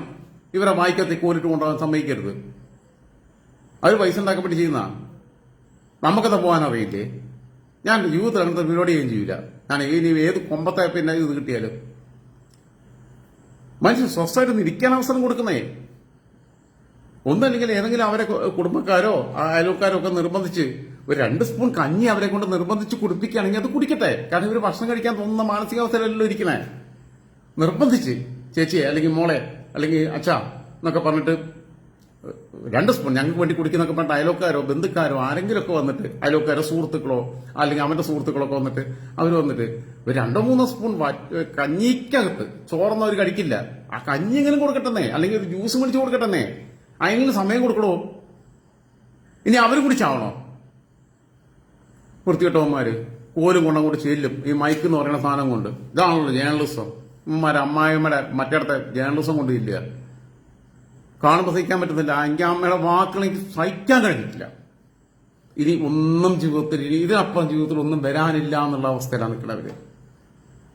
ആലോചിച്ച് നോക്കൂ ഇവരുടെ അവസ്ഥ ഇങ്ങനെ. ഇവർക്ക് ഇനിയിപ്പോൾ ഇത് ചിന്തിച്ചിട്ട് സഹിക്കാൻ പറ്റുമോ? ഇനിയിപ്പോൾ അവന്റെ ബോഡി മണ്ണിൽ നിന്ന് കിട്ടിക്കഴിഞ്ഞാൽ എനിക്കും നിങ്ങൾക്കും അവർക്കും ഒക്കെ ആശ്വാസം ഉണ്ടാവും. വെറും മണ്ണിലാണെങ്കിൽ, അല്ലെങ്കിൽ പുഴയെന്ന് മുങ്ങി പിന്നെ വെള്ളത്തിലൊഴുകി പിന്നെ മരിച്ചു പോയിട്ട് ഒഴുകി പോകുന്നൊരു ബോഡിയാണെന്നുണ്ടെങ്കിൽ നമുക്കൊരു ആശ്വാസം ഉണ്ടാവും. എനിക്ക് ആശ്വാസം കിട്ടും. ഇപ്പോഴത്തെ എന്റെ മാനസികാവസ്ഥയുടെ അർജുൻ മരിച്ചു എന്ന് ഞാൻ ഉറപ്പിച്ചു പറയാം. അർജുൻ മരിച്ചു, അല്ലെങ്കിൽ അർജുൻ അവിടെ നിന്ന് ഓടി എവിടെയും രക്ഷപ്പെടുക, അല്ലെങ്കിൽ ട്രക്കും കൊണ്ട് ഈ കള്ളന്മാരൊക്കെ ആണെങ്കിൽ അങ്ങനെ ചെയ്യും. എന്തായാലും അർജുൻ അങ്ങനെ ഇത്ര ആളല്ലല്ലോ, ക്യാരക്ടർ അങ്ങനെയല്ലോ. അപ്പോൾ അതുകൊണ്ട് പിന്നെ എന്തായാലും ട്രക്കും മോഷ്ടിച്ചിട്ടൊന്നും പോയിട്ടുള്ള ആളല്ല. അർജുൻ്റെ പൊടി പുഴയെന്ന് വല്ലതും കിട്ടുകയാണെന്നുണ്ടെങ്കിൽ ഒറ്റയ്ക്ക് കിട്ടുകയാണെങ്കിൽ, വണ്ടി ട്രക്കിനകത്തല്ല അത് കിട്ടുകയാണെങ്കിൽ, ഇപ്പോഴത്തെ അവസ്ഥയിൽ I am happy with that. മണ്ണിനകത്ത് കിട്ടുകയാണെങ്കിൽ ഞാൻ അതിനകത്ത് സന്തോഷിക്കുന്നു. കാരണം എന്ന് വെച്ചാൽ 2-3 മിനിറ്റ് വേദന അനുഭവിച്ചിട്ടുള്ളൂ. വെള്ളത്തിലാണെങ്കിൽ 3-4 മിനിറ്റ് ഒന്നും മുങ്ങി. അതുമല്ല, ഈ ആഘാതത്തിലാണല്ലോ പോണേ. അപ്പൊ തന്നെ പകുതി ജീവൻ പോകും. പിന്നെ 1-1.5 മിനിറ്റ് കൊണ്ട് ശ്വാസം മുട്ടലും കൂടി ആകുമ്പോൾ കഴിഞ്ഞു എന്ന് ഞാൻ കരുതുന്നു. അങ്ങനെ ആയിരിക്കട്ടെ എന്ന് ഞാനിപ്പോൾ പ്രാർത്ഥിക്കുന്നത്. ജീവനോടെ കിട്ടില്ല എന്നുള്ളത് ഞാൻ മുമ്പേ പറഞ്ഞിട്ടുള്ളതാണ്. കിട്ടാൻ ഒരു സാധ്യത ഞാൻ കാണുന്നില്ല. അതല്ലാതെ ഒരു ട്രക്ക് പുഴയെന്നാവട്ടെ കരയെന്നാവട്ടെ എവിടെന്നെങ്കിലും കണ്ടെത്തിയിട്ട് അതിനകത്തൊരു അർജുന്റെ ബോഡി ഉണ്ടെങ്കിൽ അത് പിന്നെ ലോകത്തെ ഏറ്റവും വിഷമം പിടിച്ച മരണങ്ങളിലൊന്നാണ്, ഏറ്റവും വേദന നിറഞ്ഞ മരണങ്ങളിലൊന്നാണ്. കാരണം ഒരു മനുഷ്യന് പിന്നെ ഓക്സിജൻ അത്യാവശ്യ ക്യാബിനകത്തുണ്ടെങ്കിൽ എങ്ങനെ വന്നാലും ഒരു 10, 24, 36 മണിക്കൂറൊക്കെ പിടിച്ചു വെക്കാൻ പറ്റും, അത് വെള്ളമില്ലെങ്കിലും. ആ സമയത്ത് അയാളുടെ മനസ്സിൽ കൂടെ കടന്നു പോകുന്ന ചിന്തകൾ, ശരീരത്തിനേക്കുന്ന ആഘാതങ്ങളല്ല. ഒരാൾ വെട്ടിക്കൊല്ലുന്നതല്ല പ്രശ്നം. ഇപ്പൊ ടി പി ചന്ദ്രശേഖരനെ വെട്ടിക്കൊന്നു, പിന്നെ ജയകൃഷ്ണനെ വെട്ടിക്കൊന്നു, അതൊന്നല്ല. അതിനേക്കാളൊക്കെ അപ്പുറത്ത് ഇത് അനുഭവിച്ചു അല്ലെങ്കിൽ വെടിവെച്ചു കൊല്ലുകയാണെങ്കിൽ അതൊന്നല്ല. പിന്നെ ഒന്നും അറിയാതെ, എവിടെയാണ് ഞാനെന്ന് പോലും അറിയാതെ ഒരവസ്ഥയിൽ എന്തായിരിക്കും എന്റെ കുടുംബം ചിന്തിക്കുക. ഫോൺ വിളിക്കാൻ പറ്റുന്നില്ല, ഒന്നും പറ്റുന്നില്ല. അങ്ങനത്തെ അവസ്ഥയിൽ കൂടി കടന്നു പോകുന്ന ഒരു മനുഷ്യന്റെ മാനസികാവസ്ഥ എന്ന് പറഞ്ഞാൽ 30 വർഷം ജീവിക്കുന്നതിനേക്കാൾ കഷ്ടമാണ് ഒരു 30 മിനിറ്റ് അങ്ങനെ അനുഭവിക്കുന്നത്. നിങ്ങൾ സ്വയം സങ്കല്പിക്കുക ഞാൻ പറയുന്ന കാര്യങ്ങൾ. എനിക്ക് അത്ര മാത്രമേ എനിക്ക് നിങ്ങളോട് പറയാനുള്ളൂ. നിങ്ങൾ സ്വയം സങ്കല്പിക്കുക. നമ്മൾ പിന്നെ ഒന്ന് ഇമാജിൻ ചെയ്താൽ മതി. ഒരു വിഷ്വൽ ഗ്രാമർ ഉണ്ടായാൽ മതി നിങ്ങളുടെ മനസ്സിൽ. ഒന്ന് ദൃശ്യവൽക്കരിക്കാനുള്ള സമയം ഉണ്ടായാൽ മതി. നമ്മൾ ഇങ്ങനത്തെ സമയത്ത് വിടുന്നു, നമ്മൾ ഒന്നും കാണാൻ പറ്റുന്നില്ല, നമുക്കൊന്നും ചെയ്യാൻ പറ്റുന്നില്ല, നമുക്ക് എന്താ സംഭവിക്കുന്നത് മനസ്സിലാവില്ല. അതുമല്ല, വരുമ്പോൾ ഈ വണ്ടി ഇങ്ങനെ നിൽക്കുന്ന വണ്ടി ഇങ്ങനെ തന്നെ അല്ലല്ലോ മലയിടിച്ചിലുണ്ടാകുമ്പോൾ പോവുക. വണ്ടി ചിലപ്പോൾ തകടം മറിയൊക്കെ ഉണ്ടാവും. ഇതൊക്കെ കഴിയുമ്പോൾ നമുക്ക് അപ്പം തന്നെ പരിക്ക് പറ്റും. ഈ പൊസിഷൻസ് എല്ലാം മാറും. വെള്ളം എവിടെ വെച്ചെന്ന് അറിയില്ല, വെള്ളം എവിടെയും ചേർത്ത് കിടക്കും. വെള്ളക്കുപ്പി ഉണ്ടെങ്കിൽ തന്നെ ഇത് തപ്പാൻ കഴിയില്ല. കാരണം ഇത് തിരയണമെന്നുണ്ടെങ്കിൽ നമുക്ക് വെളിച്ചം വേണം. അതിപ്പോൾ മൊബൈൽ കയ്യിലുണ്ടെങ്കിൽ കുറച്ച് നേരമൊക്കെ ഫ്ലാഷ് ലൈറ്റ് ഒക്കെ വെച്ചിട്ട് അങ്ങനെയൊക്കെ കണ്ടിട്ട് പിന്നെ കണ്ടുപിടിക്കാന്ന് പറയാം. എന്തായാലും ഇത് കഴിയും. അപ്പോഴും എന്താ സംഭവിച്ചതെന്ന് മനസ്സിലാവുന്നില്ല. എവിടെയാണ് നമ്മൾ വെള്ളത്തിനകത്താണോ കഴയാണോ എന്താ സംഭവിച്ചത് ഒന്നും മനസ്സിലാവുന്നില്ല. ആ സമയത്ത് വീട്ടുകാരെ കുറിച്ചുള്ള ചിന്തയായിരിക്കും ഏറ്റവും കൂടുതൽ. എനിക്കെന്തെങ്കിലും പറ്റിക്കഴിഞ്ഞാൽ അവരെങ്ങനെ സഹിക്കും? ഞാൻ പറഞ്ഞിട്ടുണ്ട് നിങ്ങളോട്. ഞാൻ മരിച്ചതിന് അല്ല, എന്റെ പപ്പയും മമ്മിയും അനിയത്തിമാർ ഞാൻ ചെറുപ്പത്തിൽ ചിന്തിച്ചിട്ടില്ല. എന്റെ ചെറിയ പ്രായത്തിൽ പപ്പയും മമ്മിയും അനിയത്തിമാരും മരിച്ചതിന് ശേഷം ഞാൻ മരിക്കാവുന്നു. കാരണം അവർ മരിച്ചാൽ ഞാൻ എങ്ങനെയും സഹിക്കും. പക്ഷെ ഞാൻ മരിച്ചാൽ അവർ സഹിക്കില്ലല്ലോ എന്നൊക്കെയുള്ള ചിന്തിച്ചിട്ടില്ല. ഓരോ മനുഷ്യനും ചിന്തിക്കുന്ന അങ്ങനെ തന്നെയായിരിക്കും. ഈ ആത്മഹത്യ എന്നൊക്കെ പറഞ്ഞാൽ ഒരു സെക്കൻഡിന്റെ ചിന്തയിൽ, ഒരു മിനിറ്റിന്റെ ചിന്തയിൽ ഉണ്ടാവുന്ന. എന്തായിരുന്നാലും ഒരുപാട് പോരടിപ്പിക്കുന്നില്ല. എനിക്ക് പിന്നെ ഇത് കണ്ടപ്പോൾ സഹിക്കാൻ പറ്റില്ല. നിങ്ങൾ ആ വീഡിയോ ഒന്ന് കാണണം. ആ അമ്മേന്റെ ഇപ്പൊ അമ്മേന്റെ മുഖത്തൊക്കെ ഒരു ഭയങ്കര എന്താ പറയാ, ഇന്ന് 3.5 കോടി മലയാളികളിൽ ഏറ്റവും കൂടുതൽ പിന്നെ ഒരുതരം ധൈര്യത്തോടെ ആ അമ്മ നിൽക്കുന്നുണ്ട്. ആ ധൈര്യമൊക്കെ കൃത്രിമമാണ്. അമ്മേന്റെ മനസ്സ് തകർന്നു, നിർവികാരിയായി, എല്ലാം കഴിഞ്ഞു എന്ന് മനസ്സിലായി. ഇനി ഒന്നും വരാനില്ല ഇതിനേക്കാൾ. നാളെ ആകാശം ഇടിഞ്ഞു വീഴുന്നു പറഞ്ഞാൽ വീഴട്ടെ എന്ന് അവർ പറയും. അത്രയേ ഉള്ളൂ. കേരളം മുഴുവൻ ഒരു ഭൂകമ്പം ഉണ്ടാവുകയാണ്, എല്ലാവരും രക്ഷപ്പെട്ടോളാൻ പറഞ്ഞാൽ ഞങ്ങൾക്ക് വേണ്ട, ഞങ്ങൾ വിട്ടിരുന്നോളാന്ന് പറയും, ഞങ്ങൾ വീട്ടിലിരുന്നോളാൻ പറയും. കേരളത്തിലുള്ള മുഴുവൻ ആൾക്കാരെ റെസ്ക്യൂ നടത്തിയിട്ട് കേരളത്തിൽ ഭൂകമ്പത്തിൽ തകരാൻ പോവുകയാണെന്ന് എല്ലാവരും കൂടി തമിഴ്നാട്ടിലേക്കും ആന്ധ്രയ്ക്കും കൊണ്ടാന്ന് പറഞ്ഞാൽ അമ്മ പറയും വേണ്ട, ഞങ്ങൾ വിട്ടിരുന്നോളാം. കാരണം ഇതിനേക്കാൾ വലിയ ഭൂകമ്പം അവരുടെ ജീവിതത്തിൽ വരാനില്ല. അതിനിടെ കൂടെ ഈ മീഡിയക്കാരെ പിന്നെ കമ്പും കോലും കൊണ്ട് കണ്ട് പോവുക. പിന്നെ കർണാടകത്തിലെ മറ്റേ ശിവകുമാറിനെ കാണാനില്ല. ഇവന് ഈ first day if they are unable to handle the situation, they should inform the central government, na? Right? It was their responsibility. അവർ പിന്നെ റിക്വസ്റ്റ് ഇല്ലാതെ അവർക്ക് ഡയറക്റ്റ് വന്നിട്ടുണ്ട് ഇടപെടാൻ പറ്റില്ല. അതാണ് നമ്മുടെ ഫെഡറൽ സംവിധാനത്തിന്റെ പ്രത്യേകത.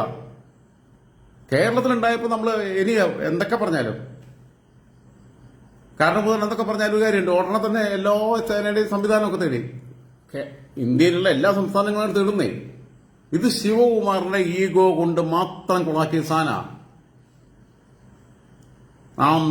ഞാൻ സത്യം പറയാം, ശപിക്കുകയാണ് ഉള്ളിത്തട്ടി. ഈ ശാപത്തിലൊന്നും ഞാൻ വിശ്വസിക്കുന്നില്ല. എന്നാലും പറയാം, ഇവന്റെയൊക്കെ മക്കൾ ഇതേപോലെ മണ്ണടി പോണമെന്ന് ഞാൻ കഴിഞ്ഞ ദിവസം പറഞ്ഞതാണ്. ആ തെണ്ടി തന്നെ പോകണം. അവൻ പോയി കഴിഞ്ഞാലൊക്കെ കർണാടക നന്നാവും, ഇന്ത്യ നന്നാവും. ഇമാതിരി മനുഷ്യത്തില്ലാതെ മനുഷ്യൻ തന്നെ ജീവിക്കുന്നത്. മനുഷ്യനാണെന്ന് എന്താ പറയണേ? എങ്ങനെ മനുഷ്യനാവണേ? ഒരു മനുഷ്യൻ ഇതിനിടെ കിടക്കുമ്പോ പിന്നെ അതിനകത്തൊരു വേദന ഇല്ലാത്ത ആളെങ്ങനെ മനുഷ്യനാവുന്നേ? ലോകത്ത് ആരോ ആവട്ടെ, ഏത് മതമാവട്ടെ, ഏത് ജാതി ആവട്ടെ, ഏത് സംസ്ഥാനമാവട്ടെ, ഏത് രാജ്യമാവട്ടെ. നെൽസൺ മണ്ടേല 10-27 വർഷക്കാലം ജയിലിൽ കിടന്ന സമയത്ത് ലോകത്ത് എല്ലാവർക്കും വേദന ഉണ്ടായില്ലേ?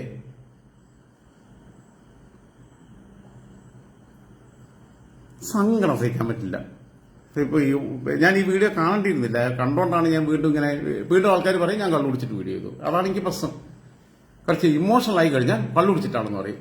സത്യത്തിൽ നിങ്ങൾ എന്നെ വിശ്വസിക്കണം, പ്ലീസ് ട്രസ്റ്റ് മീ ബ്ലൈൻഡ്ലി. ഞാൻ കള്ളു കുടിച്ചിട്ടുണ്ടെങ്കിൽ കള്ളു കുടിച്ചെന്ന് പറയാൻ എനിക്കൊരു പേടിയില്ലാത്തവരാ. കള്ളു കുടിച്ചിട്ട് ഞാൻ വീഡിയോ ഇടുന്ന ഞാൻ പറയും. എനിക്കൊരു പട്ടിയും പഠിക്കാനില്ല, സൗകര്യമുള്ള കണ്ടാൽ മതി. ഞാൻ മാറ്റി കുടിച്ചിട്ടുണ്ട്, എല്ലാം ചെയ്തിട്ടുണ്ട് കോവിഡ് കാലത്തൊക്കെ. എനിക്കത് പറയാൻ ധൈര്യമുള്ള, പിന്നെ എനിക്ക് ഇതാണ് പറയാനുള്ള ധൈര്യം ഇല്ലാത്ത. പിന്നെ ഇവന്മാരെല്ലാം കൂടി പറയാം അപ്പൊ കള്ളു കുടിച്ചിട്ടാണ് ഇത്. സൈബർ കമ്മികളും പിന്നെ മറ്റേ അവന്മാരും മറ്റൊരു എല്ലാം കൂടെ ഏറ്റവും കൂടുതൽ കമ്മികളാണ്. പിന്നെ സുഡാപ്പികളൊക്കെ പിന്നെ വല്ലാതെ മിണ്ടാതായിട്ടുണ്ട്. ഇനിയിപ്പോൾ എന്തെങ്കിലും അറ്റാക്ക് ചെയ്യാൻ പ്ലാൻ ഉണ്ടായിട്ടോ എന്ന് എനിക്കറിയില്ല. കുറെ എണ്ണം അങ്ങോട്ട് പോയിട്ടുണ്ട്. എല്ലാവരും ഒന്നും ആത്മാർത്ഥമായിട്ട് പോയതല്ല. അവിടുന്ന് സെൽഫി എടുക്കാനും അവിടുന്ന് വീഡിയോ എടുക്കാനും എന്നിട്ട് അത് പിന്നെ അപ്ലോഡ് ചെയ്യാനൊക്കെ പോയ കുറെ എണ്ണം ഉണ്ട്. അത് ഞാൻ കണ്ടു. രക്ഷാപ്രവർത്തനത്തിന് പോയവരെ മനസ്സിലാക്കാം. ആത്മാർത്ഥമായിട്ട് രക്ഷാപ്രവർത്തനത്തിന് പോയാൽ പോലും കർണാടക സർക്കാർ അനുവദിച്ചുമില്ല. കോർഡിനേഷന്റെ പ്രശ്നം കേരള സർക്കാരിന്റെ ഭാഗത്തുനിന്നുണ്ട്. കൃത്യമായി കർണാടക സർക്കാർ ഇന്ത്യ സഖ്യത്തിന്റെ ഭാഗ്യമാണല്ലോ. ഇന്ത്യ സഖ്യം എന്ന് പറഞ്ഞ് നടക്കുന്നുണ്ടല്ലോ. അതിൽ ശിവകുമാറും പിന്നെ പിണറായി വിജയനും ഇവരെല്ലാം കൂടെ ഒപ്പല്ലേ ഇരിക്കണേ, ചായ കുടിക്കണേ. രാഹുൽ ഗാന്ധിയും നമ്മളെ പിന്നെ കെ സി വേണുഗോപാലൊക്കെ. ഈ കുണാണ്ടർമാർക്ക് എന്താണെന്ന് ചെയ്യാൻ പറ്റാത്തേ? നമ്മളെ കൊണ്ട് ഹാൻഡിൽ ചെയ്യാൻ പറ്റുന്ന സിറ്റുവേഷൻ അല്ല. നമ്മൾ പിന്നെ ആർമിയുടെ സഹായം മേടിക്കണം, കേന്ദ്രത്തോട് റിക്വസ്റ്റ് ചെയ്യണം എന്നുള്ളത് പറയണ്ടേ? പ്രതിരോധ വകുപ്പിനെയും ആഭ്യന്തര വകുപ്പിനെയും അവിടും പിന്നെ വേണ്ട സഹായങ്ങൾ ചെയ്യണം. അതാണല്ലോ ഒരു പ്രൊസീജിയർ. നാട്ടുകാർക്ക് ഈ പ്രൊസീജിയർ അറിയില്ല. അതിന്റെ പ്രശ്നമുണ്ട്. ഫെഡറൽ സംവിധാനത്തിനകത്ത് ഒരുപാട് പ്രൊസീജിയേഴ്സ് ഉണ്ട്. വെറുതെ ഒന്നും ഇടപെടാൻ പറ്റില്ല. ഞാനും നിങ്ങൾ തമ്മിൽ ഇവിടെ തല്ലുകൂടി കഴിഞ്ഞാൽ നേരെ പിന്നെ മിലിറ്ററിയെ വിടാനോ CRPF-നെ വിടാനോ ഒന്നും കേന്ദ്രത്തിന് അധികാരമില്ല.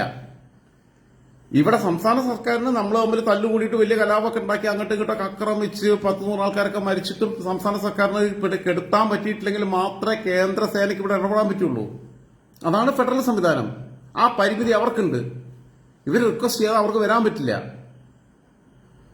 എന്നിട്ട് അവരെ കുറ്റം പറഞ്ഞിട്ട് കാര്യമൊന്നുമില്ല. ഞാൻ സത്യം പറയും, ഇതിനകത്ത് പിന്നെ ഇതിനകത്ത് അക്യൂസ്ഡ് എന്ന് പറയുന്നത് ശിവകുമാറാണ്. നമ്പർ 1 ശിവകുമാറാണ് കർണാടക യഥാർത്ഥത്തിൽ പിന്നിലിരുന്ന് ഭരിക്കുന്നത്. ശിവകുമാറിന്റെ കൂട്ടു പങ്കാളിയാണ് ഈ വേണു, കൂട്ടിക്കൊടുപ്പുകാരൻ വേണു. അവർ രണ്ടുപേരും കെണിയിലാണ് പപ്പുമോൻ. പിന്നെ ഇവിടുത്തെ മീഡിയക്കാരെ കോപ്രായം എല്ലാം കൂടെ ആകുമ്പോൾ ശരിയായി. ഇവന്മാർക്കൊന്നും ഞാൻ പറയട്ടെ, ഇൻവെസ്റ്റിഗേറ്റീവ് ജേർണലിസം എന്നുള്ള രീതിയിൽ അത്യാവശ്യം കാര്യങ്ങൾ എനിക്കറിയുന്നതിന്റെ പകുതിയെങ്കിലും ഈ പൊട്ടന്മാർക്ക് അറിയോ? കേരളത്തിലെ മെയിൻ സ്ട്രീം മീഡിയക്കാർക്ക് എങ്ങനെയാണ് ഈ പപ്പുമോൻ ഈ കെണിപ്പെട്ടത്? എങ്ങനെയാണ് പിന്നെ വേണും ശിവനും തമ്മിലുള്ള ബന്ധം? എങ്ങനെയാണ് ഒരു കൂട്ടു ബിസിനസ്? എവിടെയൊക്കെയാണ് അവർക്ക് ഡിസ്റ്റിലറീസ് ഉള്ളത്? എങ്ങനെയാണ് അവർ പപ്പുമോനെ ട്രാപ്പിൽപ്പെടുത്തിയത്? ഇതുപോലും പഠിക്കാത്ത പൊട്ടന്മാരെ അവിടുത്തെ വിഷ്വൽ മീഡിയക്കാര്.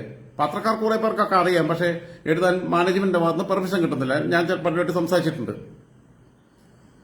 രാജൻ ഓപ്പണായിട്ട് പറഞ്ഞു കഴിഞ്ഞാൽ പിന്നെ ഓപ്പണായിട്ട് പച്ചയ്ക്ക് പറഞ്ഞു കഴിഞ്ഞാൽ ഞങ്ങൾ ഏറ്റെടുക്കാന്ന് പറഞ്ഞിട്ടുണ്ട്. അപ്പോൾ ഉമ്മൻചാണ്ടിയുടെ ചികിത്സയായിട്ട് ബന്ധപ്പെട്ട പറഞ്ഞ പോലെ ഞാൻ പറഞ്ഞു എനിക്ക് എവിടെയൊന്നും പറ്റി തല വെക്കാൻ വയ്യ. കാരണം എന്ന് വെച്ചാൽ ഞാനെന്തിനപ്പത് ഇവരെല്ലാം വലിയ ലക്ഷങ്ങൾ ശമ്പളം മേടിച്ചിട്ടിരുന്നിട്ട് പിന്നെ ഇവർക്ക് പറ്റാത്ത പണി പറ്റുന്നത് ഞാനെന്തിനാ ഏറ്റെടുക്കുന്നത്? ഞാൻ എന്റെ വീട്ടിലെടുത്തിട്ട് വീഡിയോ ചെയ്യുന്നതിനകത്ത് ഞാനെന്തിനാ റിസ്ക് ഏറ്റെടുക്കുന്നത്? ഉമ്മൻചാണ്ടിയുടെ വിഷയം ഓക്കെ, അവരെല്ലാം പ്രോമിസ് ചെയ്തപ്പോൾ ഞാനത് ഏറ്റെടുത്തു. അതിന് റിസൾട്ടും ഉണ്ടായി. പക്ഷെ ആത്മാർത്ഥമായിട്ടാണ് ചെയ്തത്. ഇതൊക്കെ ഈ അമ്മേന്റെ വീഡിയോ, നിങ്ങൾ ഈ അമ്മേന്റെ വീഡിയോ പിന്നെ 1-2 വട്ടം കേട്ട് കഴിഞ്ഞാൽ നിങ്ങൾ പോലും അറിയാതെ കരഞ്ഞു പോകും. പക്ഷെ ഞാൻ കരയില്ല. കാരണം വെച്ചാൽ എനിക്കങ്ങനെ കരച്ചിൽ വരില്ല. കഴിഞ്ഞ ദിവസം എനിക്കൊന്നും അറിയാവുന്ന ഇമോഷണലായി പോയി എന്നുള്ളൂ. ഞാൻ കരയില്ല. ഞാൻ അങ്ങനെ പൊതുവെ ഒരു പൊതു സ്ഥലത്ത് നിന്ന് കരയില്ല. എനിക്ക് ഉറപ്പാ ചിരിച്ചുകൊണ്ട് പറയാൻ കഴിയുന്ന അവസ്ഥ എനിക്കുണ്ടാവും. കാരണം ഞാനിത് പ്രതീക്ഷിച്ചതാ. ഞാനിത് കുറച്ച് ദിവസങ്ങൾ മുമ്പ് തൊട്ടേ, ഞാൻ 3-4 ദിവസം മുമ്പേ ഞാൻ പറഞ്ഞു. അപ്പോൾ ഞാൻ ചിന്തിക്കുന്ന ഇത്രയേ ഉള്ളൂ, ഞാനിപ്പോഴും ആഗ്രഹിക്കുന്ന ഇത്രയേ ഉള്ളൂ. വണ്ടിയുടെ ഡോറൊക്കെ പൊട്ടിയിട്ട് ഇവൻ മണ്ണിനിടയിൽ പെട്ടിട്ട് മരിച്ചു പോയിരിക്കണേ, അല്ലെങ്കിൽ വെള്ളത്തിൽ പോയിട്ട് മരിച്ചു പോയിരിക്കണേ, അല്ലെങ്കിൽ എവിടെയെങ്കിലും വെള്ളത്തിൽ പോയിട്ട് പിടിച്ച് രക്ഷപ്പെട്ടിരിക്കണേ എന്നുള്ളത് മാത്രമേ ഉള്ളൂ. രക്ഷപ്പെടുകയാണെങ്കിൽ അത് മാത്രമേ മാർഗുള്ളൂ എന്ന് ഞാൻ പറഞ്ഞിരുന്നു. വണ്ടിക്ക് അകത്ത് കിടന്നിട്ടുള്ള മരണമാണെന്നുണ്ടെങ്കിൽ അത് പിന്നെ ഇമാജിൻ ചെയ്യാൻ പറ്റില്ല. എനിക്കും നിങ്ങൾക്കും ഇമാജിൻ ചെയ്യാൻ പറ്റില്ല. ഞാൻ പറയുന്നത് കുവൈറ്റിൽ തീ പിടിച്ച് മരിച്ചവർ പോലും ഇതിനേക്കാൾ എത്രയോ ഭേദമാണ്. പറയുമ്പോൾ നിങ്ങൾ ആലോചിച്ച് നോക്കൂ, 4ാം നിലയിൽ നിന്നും 5ാം നിലയിൽ നിന്നൊക്കെ ആൾക്കാർ എടുത്തിയാടി. നമ്മളെ മലയാളികൾ ഉൾപ്പെടെ, മലയാളികളാണ് ഏറെ കൂടുതലുണ്ട് എടുത്തിയാടി. 5ാം നിലയിൽ നിന്ന് ഒരാൾ എടുത്തിയാടെന്ന് പറഞ്ഞാൽ നിങ്ങൾ അതിന്റെ അവസ്ഥ ആലോചിച്ച് നോക്കണം. ഇനി എന്റെ മുമ്പിൽ ഒരു മാർഗ്ഗമില്ല. ഞാൻ ചാകുകയാണെങ്കിൽ ചാവട്ടെ, പിന്നെ രക്ഷപ്പെടുകയാണെങ്കിൽ രക്ഷപ്പെട്ടെ. കൈ കാലൊക്കെ ഓടിയെന്നുള്ളത് അറിയാം, ചിലപ്പോൾ നട്ടലൊടിയെന്നറിയാം. അത് അറിഞ്ഞുകൊണ്ട് എടുത്തിയാടെ. കാരണം വെച്ചാൽ രക്ഷപ്പെടില്ല എന്നുള്ളത് പുകന്തിയും വരുമ്പോൾ അതിന് പോലുള്ള ഒരവസ്ഥ അർജുന്റെ മുമ്പിൽ ഉണ്ടായിരുന്നില്ല എന്നാ ഞാൻ മനസ്സിലാക്കുന്നത്. കാരണം ഇത് ഈ മണ്ണെല്ലാം കൂടി വന്നു കഴിഞ്ഞാൽ ലോക്കായി കഴിയുമ്പോൾ ചിലപ്പോൾ എന്താ വെച്ചാൽ ഡോറ് പോലും ഓപ്പൺ ചെയ്യാൻ പറ്റില്ല. ഓപ്പൺ ചെയ്ത് കഴിഞ്ഞാൽ പിന്നെ ഈ വെള്ളത്തിലോട്ടോ മണ്ണോട്ടോ അങ്ങ് ചാടിയാൽ മതി.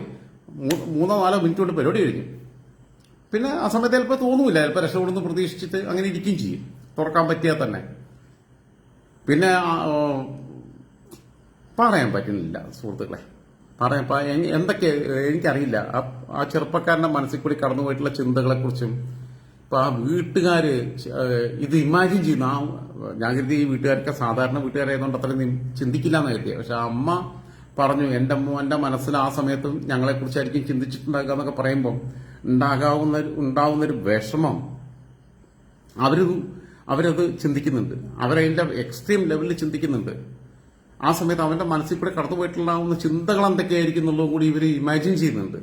ഈ കുടുംബം അത്രയും ഡെപ്തുള്ള കുടുംബം. അതുപോലെ ഈ അമ്മേന്റെ പിന്നെ അച്ഛൻ ആർമിക്കാരനായിരുന്നു എന്ന് പറയുന്നുണ്ട്. ആർമിയെ കുറ്റം മറ്റും കാര്യമില്ല. അതിൽ ആർമിനെ വിളിക്കാനൊക്കെ വളരെ ഡിലേ ആയി.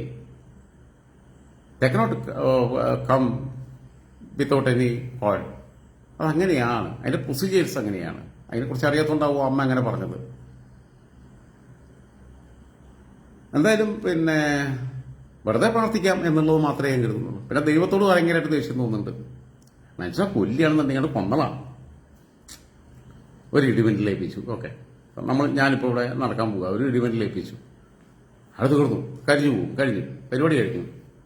അങ്ങനെ എന്തെങ്കിലും ചെയ്യുക. അല്ലെങ്കിൽ പിന്നെ ഒരു ലോറിയെ കൊണ്ട് ഇടിപ്പിക്കാൻ തോന്നി പിന്നെ ബൈക്കിൽ പോകുമ്പോൾ കഴിഞ്ഞു, തീർന്നു.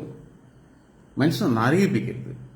ഏതു ദൈവമാണെങ്കിലും, അതിനിപ്പോൾ ശ്രീരാമനാണെങ്കിലും ശ്രീകൃഷ്ണനാണെങ്കിലും പിന്നെ മറ്റേ മുഹമ്മദ് നബി ആണെങ്കിലും യേശുക്രിസ്തു ആണെങ്കിലും ഏത് നാറിയാണെങ്കിലും അത് ചെയ്യരുത്. വലിയ കാരുണ്യവാന്മാരാണെന്ന് പറഞ്ഞ് നടക്കുന്ന ആളുകൾ. ഞാൻ ദൈവവിശ്വാസിയാണ്, എന്നിട്ട് തന്നെ പറയാം. ഞാൻ ദൈവത്തോട് ഇന്ന് കുറെ ഞാൻ പ്രാർത്ഥിച്ചപ്പോൾ ഞാൻ പറഞ്ഞു അർജുന്റെ വിഷയമൊക്കെ ആയിട്ട് ബന്ധപ്പെട്ട് എന്റെ പേഴ്സണലായിട്ടുള്ള സോണിൽ ഇങ്ങനെ ഒറ്റയ്ക്കിരുന്ന് പ്രാർത്ഥിച്ചപ്പോൾ ഞാൻ പറഞ്ഞിട്ടുണ്ട്. വൃത്തികേടാ കാണിക്കണേ. അല്ലെങ്കിൽ മനുഷ്യൻ ഉണ്ടാക്കാണ്ടിരിക്കുക, അല്ലെങ്കിൽ മനുഷ്യൻ വേണ്ടെന്ന് വെക്ക് ഭൂമിയിൽ. ഇനി ഒരാൾക്കും കുഞ്ഞുങ്ങളെ പിന്നെ മക്കളുണ്ടാവാതിരിക്കാനുള്ള തീരുമാനം എടുക്കില്ലേ. ഇത്തരം ദുരന്തങ്ങളിലേക്ക് കൊണ്ടുവരുന്നത്. ആ പിഞ്ചു കുഞ്ഞെന്ത് ചെയ്തു, അവനെന്ത് ചെയ്തു, അവന്റെ അമ്മ എന്ത് ചെയ്തു, അവന്റെ അച്ഛൻ എന്ത് ചെയ്തു? അവൻ ആ കുടുംബത്തെ മുഴുവൻ നോക്കി വളർത്തിയവനാ അർജുൻ. അച്ഛന് സുഖമില്ലാണ്ടേ അത് ഇടയ്ക്ക്. പിന്നെ അങ്ങനെ വന്നപ്പോൾ ഇവൻ സ്കൂളിൽ പഠിക്കുമ്പോൾ തൊട്ട് പിന്നെ കൂലിപ്പണിക്ക് പോവുക, പറമ്പിൽ പണിക്ക് പോവുക, ഇതെല്ലാം കാണുമ്പോൾ പിന്നെ ഇതെല്ലാം ചെയ്ത് പിന്നെ അനിയത്തിയെ പഠിപ്പിച്ചു ഒക്കെ ചെയ്തു. ഇവൻ പിന്നെ പെൺകുട്ടിയെ കല്യാണം കഴിച്ചു. ആ പെൺകുട്ടിയും അമ്മയും തമ്മിലുള്ള ഒരു അമ്മയും തമ്മിലുള്ള ഒരു കെമിസ്ട്രി ഭയങ്കര മനോഹരമായിരുന്നു. പകല് വിളിക്കാൻ പറ്റിയിട്ടില്ലെങ്കിൽ അമ്മേനെ പിന്നെ വെളുപ്പിനെ 3 മണിക്ക് വിളിക്കും. എന്തൊരു നല്ല ചെറുപ്പക്കാരൻ, മാതൃകയില്ലേ. ഇവിടെ ഓരോ ചെറുപ്പക്കാര് സിന്തറ്റിക് ലഹരി മറ്റേതൊക്കെ അടിച്ചു നിൽക്കുക. ഈവൺ ഞാൻ പോലും പിന്നെ ഇപ്പൊ കുറച്ചു കാലങ്ങളായിട്ട് പറഞ്ഞാൽ ചിലപ്പോൾ 2 ബക്കടിക്കുക, 1 ബക്കടിക്കുക, മര്യാദയ്ക്ക് ഒരു പരിപാടിക്കും പോകുന്നില്ല, ഒരു ഫ്ലാറ്റിൽ ഇങ്ങനെ സുഖമായിട്ട് ഇങ്ങനെ കഴിയുക. ഇങ്ങനത്തെ ഒരു അവസ്ഥ നിൽക്കുമ്പോൾ ഞാൻ പറയണേ, പക്ഷെ ഞാനും ആ പ്രായത്തിലൊക്കെ നല്ലോണം കഷ്ടപ്പെട്ടിട്ടുണ്ട് കേട്ടോ. എന്റെ പഠനം പോലും വേണ്ടെന്ന് വെച്ചിട്ട് ഞാൻ കഷ്ടപ്പെട്ടിട്ടില്ല. LLBക്ക് പോകണ്ട, ജേർണലിസത്തിന് പോകണ്ട എന്നൊക്കെ കരുതിയിട്ട്. പക്ഷെ പിന്നെ ആ ചെറുപ്പക്കാരനൊക്കെ വേണമെങ്കിൽ അവനും ആണെങ്കിൽ എവിടെയെങ്കിലും പോയിട്ട് വല്ല കഞ്ചാവും മരിച്ചിട്ട് എവിടെയൊക്കെ ഇരുന്നൂടെ. ഈ 10-20 വീലുള്ള പിന്നെ വണ്ടി കൊണ്ടുപോയിട്ട് ഇത്രയും കഷ്ടപ്പെട്ട് ഇങ്ങനെ പണിയെടുത്ത് കുടുംബം നോക്കാൻ വേണ്ടി പോയതാ. അവിടെയാണ് ദൈവത്തോട് ദേഷ്യം വരുന്നത്. അത് മാത്രമല്ല, കർണാടക സർക്കാർ ചോദിച്ചിട്ടുള്ള മറ്റേ ഒലക്കമല ചോദ്യം ഉണ്ടല്ലോ, ഇത്രയും ആൾക്കാർ ചെന്നപ്പോ VIP വല്ലതാണെന്ന്. ഓരോ മനുഷ്യനും VIP ആടാ. ഇവിടെ നരേന്ദ്രമോദിയും പിന്നെ കാരണഭൂതരും പിന്നെ മറ്റേ VD സതീശനും KC വേണുഗോപാലും രാഹുൽ ഗാന്ധിയും പിന്നെ അമിത്ഷായും ഏത് പട്ടികൾ അവരെക്കാളൊക്കെ വലിയവരോ ഈ നാട്ടിലെ ഓരോ സാധാരണ മനുഷ്യനും അത് മനസ്സിലാക്കണം. ഞാൻ നേരത്തെ പറഞ്ഞു, ഒരു മനുഷ്യനും എല്ലാ മനുഷ്യനും ഒരു ജീവനേ ഉള്ളൂ. ഒരാൾക്ക് 1.5 ജീവനില്ല, ഒരാൾക്ക് 1/2 ജീവനില്ല. അത് ഡൊണാൾഡ് ട്രംപ് ആയാലും അമേരിക്കൻ പ്രസിഡന്റ് ജോ ബൈഡൻ ആയാലും UK മറ്റവന്മാരായാലും UAE ഷെയ്ഖ് ആയാലും എല്ലാവരും മനുഷ്യരെ അത്ര കണ്ടാൽ മതി. ഇവന്മാരൊക്കെ വലിയ പൊങ്ങന്മാരാണെന്നാണ് ഇരുന്നത്. ഇവരെ വിചാരം ഇവർക്ക് പിന്നെ ഒരുത്തരെ 2 ചങ്ക്, മറ്റവന് 56 ഇഞ്ച്, പിന്നെ വേറെ പപ്പ് മോന് പിന്നെ ലോകത്തുള്ള എല്ലാ ഒരു കുന്തത്തെ കൂടി വിവരമില്ല. അവനും പിന്നെ ബായിക്കൊന്ന് വിളിച്ച് പറയാ എല്ലാം മാറിയിട്ടുണ്ടെങ്കിൽ ദേഷ്യം വരും. രാഷ്ട്രീയത്തോട് വെറുപ്പ് തോന്നുന്നുണ്ട്. എന്തിനമ്മമാരൊക്കെ ജീവിച്ചിരിക്കണേ? അവിടെ പറഞ്ഞ ഈ പാർലമെന്റൊക്കെ പിന്നെ ആരെങ്കിലും ബോംബിട്ട് തകർത്താൽ ഈ പിന്നെ എല്ലാ നിയമസഭകളും ആരെങ്കിലും ബോംബിട്ട് തകർക്കണം. യോഗം നടക്കുന്ന സമയത്ത് കേട്ടോ എല്ലാ പാർട്ടിക്കാരും ഒരുമിച്ചാണ്ട് തീരട്ടെ. എന്നാൽ ഈ നാട് നന്നാവും. വൃത്തികെട്ട സംസ്കാരം.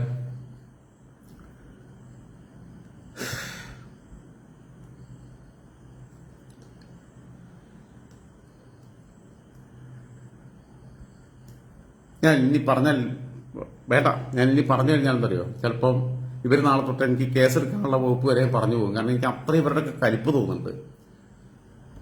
നിങ്ങൾ ആ അമ്മേന്റെ വീഡിയോ ഞാൻ തുടക്കത്തിൽ ഇട്ടിട്ടുണ്ടാവും, ഒന്ന് കണ്ടു നോക്കുള്ളൂ കേട്ടോ. തുടക്കത്തില് അമ്മ ഞാനൊന്നും പറഞ്ഞ പോലെ പോലും പ്രകോപനപരമായിട്ട് സംസാരിച്ചില്ല. അമ്മ വല്ലാതെ മാന്യമായ ഭാഷയിൽ സംസാരിച്ചു. അച്ഛനൊന്നും വേണ്ടിയില്ല, അച്ഛനടുത്തിരിക്കുന്നുണ്ട്. അവന്റെ ഭാര്യയും കുഞ്ഞും പിന്നെ വന്നിട്ടില്ല. കുഞ്ഞിനെ പിന്നെ കൊണ്ടുവന്ന് സംസാരിക്കാനൊന്നും ആയിട്ടില്ലല്ലോ. ഇത്രയേ ഉള്ളൂ. ഞാനിപ്പോഴും പ്രാർത്ഥിക്കുന്ന ഇത്രയേ ഉള്ളൂ. ഞാനിപ്പോഴും ആഗ്രഹിക്കുന്നു, കേൾക്കാൻ ആഗ്രഹിക്കുന്ന വാർത്തയും അവന്റെ കൂടെ ഒറ്റയ്ക്ക് മണ്ണിൽ നിന്ന് കിട്ടി, അല്ലെങ്കിൽ പുഴയിൽ എവിടെയെങ്കിലും ഒഴിച്ചു പോകുമ്പോൾ കിട്ടി എന്നുള്ളത് കേൾക്കാനാ. ലോറിക്കകത്തുനിന്ന് കിട്ടി എന്നുള്ളത് കേൾക്കാൻ എനിക്ക് ആഗ്രഹിക്കുന്നില്ല. ഒരു മനുഷ്യൻ എന്നുള്ളത് എനിക്ക് സങ്കല്പിക്കാൻ കഴിയുന്നില്ല. അതുകൊണ്ടാണ്. ക്ഷമിക്കണം കേട്ടോ.